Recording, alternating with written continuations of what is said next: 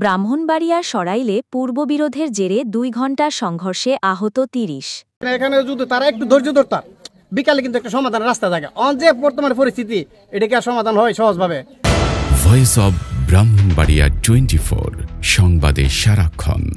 ব্রাহ্মণবাড়িয়া সরাইল উপজেলায় জমি সংক্রান্ত পূর্ববিরোধের জেরে দুপক্ষের মধ্যে দফায় দফায় সংঘর্ষের ঘটনা ঘটেছে। এ ঘটনায় উভয় পক্ষের অন্তত ৩০ জন আহত হয়েছেন।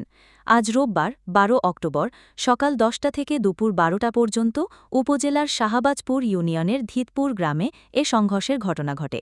স্থানীয় সূত্রে জানা যায়, ধিতপুর গ্রামের ইউপি সদস্য ফরহাদ মেম্বার ও একই গোত্রের প্রবাসী সুমন মিয়ার মধ্যে দীর্ঘদিন ধরে জমি নিয়ে বিরোধ চলে আসছিল। এরই জেরে সকালে উভয় পক্ষের মধ্যে সংঘর্ষ বাধে। দফায় দফায় ২ ঘণ্টা ধরে চলা এ সংঘর্ষে দুই পক্ষের অন্তত ৩০ জন আহত হন। আহতদের মধ্যে কয়েকজনকে সরাইল উপজেলা স্বাস্থ্য কমপ্লেক্সে প্রাথমিক চিকিৎসা দেওয়া হয় এবং গুরুতর আহতদের ব্রাহ্মণবাড়িয়া জেলা সদর হাসপাতালে পাঠানো হয়েছে। খবর পেয়ে সরাইল থানা পুলিশ ঘটনাস্থলে পৌঁছে পরিস্থিতি নিয়ন্ত্রণে আনে।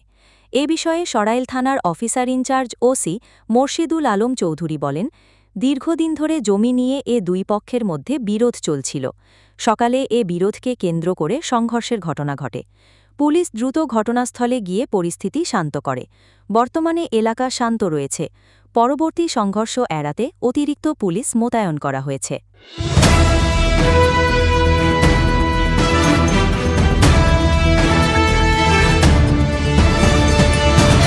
ভয়েস অব ব্রাহ্মণবাড়িয়া 24 সংবাদে সারাক্ষণ।